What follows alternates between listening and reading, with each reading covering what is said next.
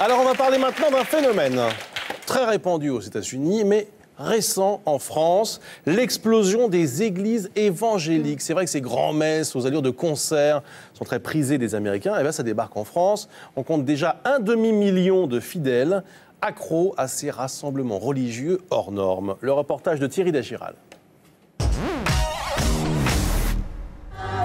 Nous sommes à Pantin, aux portes de Paris. Au-dessus de ce supermarché de la musique, des gens en transe pendant plusieurs heures.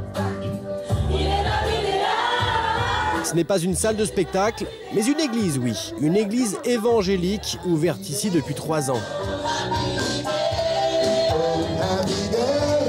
Alors que les églises traditionnelles se vident, c'est le boom de ces messes d'un nouveau style.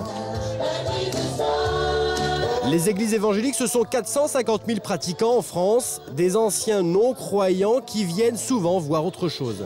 C'est pas partout qu'on nous accueille de la même façon et puis je pense que ça fait du bien à tout le monde de venir, de se réunir dans la joie, dans le chant. Et celui qui se prépare à entrer en scène, c'est lui, le pasteur Joseph. Cet Américain a grandi à Brooklyn, un ancien Marines qui a failli bosser pour le Pentagone avant de choisir de se consacrer à Jésus. J'avais obtenu tout ce que je voulais. J'avais de l'argent, j'avais pas d'enfants, pas marié, j'avais énormément d'argent. Je pense que... mais je voyais le désespoir des gens. Je vous assure, je voyais les gens qui avaient justement aucun repère. Et moi qui avais cette croyance et cette foi chrétienne, je me suis dit comment je peux aider ? Que puis-je faire? Alors il crée l'Église des Nations, un dérivé des églises protestantes. Une association loi 1905 qui dépend, comme toutes les églises, du ministère de l'Intérieur et des cultes. Une église ouverte à tous. Tu veux aller au ciel? Tu veux aller à Dieu? Passe par la porte qui est Jésus. Parmi ses fidèles, des jeunes, des non-croyants, d'anciens catholiques et des musulmans aussi, que le pasteur va lui-même chercher dans les quartiers chauds. Je vais en bas des cités, dans les halls. Pourquoi? Est-ce que ce sont des jeunes qui cherchent, qui ne se retrouvent pas dans le Coran? Tout à fait. Ils ont perdu des fois la foi dans la société, la foi même dans la famille. Donc ils cherchent vraiment un repère. Oui. Et pour mener sa croisade, il a fait imprimer des évangiles en arabe. Déjà, la couleur fait référence au Coran. Ouais. C'est écrit dans leur langue. C'est donné gratuitement avec un petit fascicule, avec un DVD, avec une cassette audio de chant dans leur langue. Ouais. Et qui refusera un cadeau? Et elle, sa femme, est une ex-musulmane convertie à Jésus. Ses prêches ressemblent à des stand-up, de véritables shows. J'ai pas besoin de me saouler pour être joyeux. J'ai pas besoin de... Écoute-moi bien, j'ai pas besoin de drogue. J'ai pas besoin de sniffer. J'ai pas besoin de ça pour me sentir bien.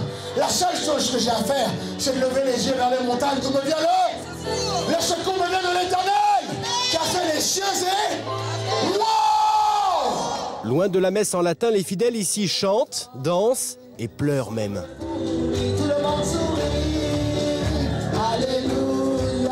À la Jésus Academy, les choristes s'époumonnent, les yeux rivés au prompteur.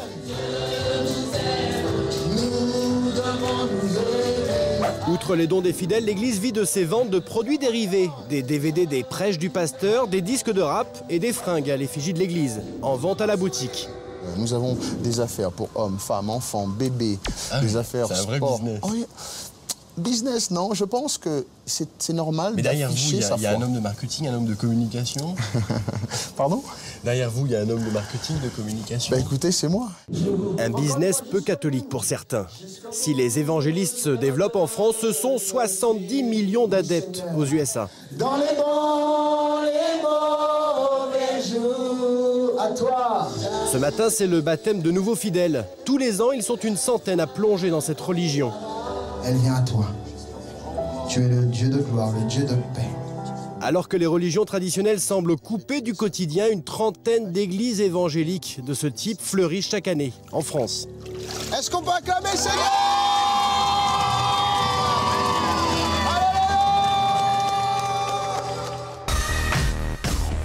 450 000 personnes en France ont succombé, d'une certaine façon, à ces églises évangéliques. Nous sommes en ligne avec... température de l'eau. Malgré la température de l'eau. Nous sommes en ligne avec Frédéric Lenoir. Bonjour. Bonjour. Vous êtes directeur de la rédaction du Monde des religions. Est-ce que l'Église, j'allais dire traditionnelle, se sent menacée par l'irruption en France de ces églises évangéliques? Alors pas encore vraiment l'Église catholique, parce qu'il y a vraiment beaucoup plus de fidèles dans l'Église catholique que ne représentent les évangélistes, mais l'Église protestante, certainement. C'est-à-dire que l'Église protestante, le mouvement évangélique vient du protestantisme, et actuellement, les évangéliques sont devenus majoritaires chez les protestants. Il y a à peu près 1 million de protestants en France, et il y a presque plus de 500 000 évangéliques, et c'est tout à fait nouveau. Il y a quelques décennies, ils étaient ultra minoritaires.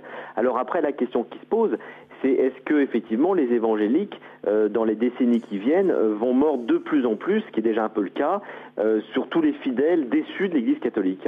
Mais justement, on se demande comment le protestantisme, qui est quelque chose de plutôt austère et plutôt éthique, a pu générer une religion comme ça, de la joie, de l'effusion. Justement par réaction à cette austérité. C'est-à-dire que le protestantisme, le puritanisme, notamment américain, était tellement austère qu'il y a eu notamment au départ dans les milieux noirs un besoin de revivre la spiritualité avec la joie, avec le corps, avec les émotions. Et puis ça a gagné les Blancs et ça s'est développé dans toutes les États-Unis pendant un siècle. Ça fait à peu près un siècle que sont développées les églises évangéliques et de type pentecôtiste, c'est-à-dire qui mettent effectivement la communion émotionnelle comme principal vecteur de lien entre les fidèles, et ce qui fait que c'est une réaction par rapport à l'austérité des églises. Et c'est un peu ce qui est en train de se passer aujourd'hui dans l'Église catholique avec les charismatiques. C'est un mouvement qui est né il y a une trentaine d'années, qui s'inspire des évangéliques américains et qui gagne de plus en plus finalement de fidèles dans le catholicisme parce qu'ils mettent l'accent sur la joie, sur la communion, sur la ferveur, sur le corps, sur les émotions. Merci beaucoup Frédéric Lenoir, merci d'avoir répondu à nos questions. Si vous aussi, vous êtes devenu adepte de ces églises évangéliques, n'hésitez pas à nous raconter votre expérience. Canalplus.fr, bien sûr, ça nous intéresse.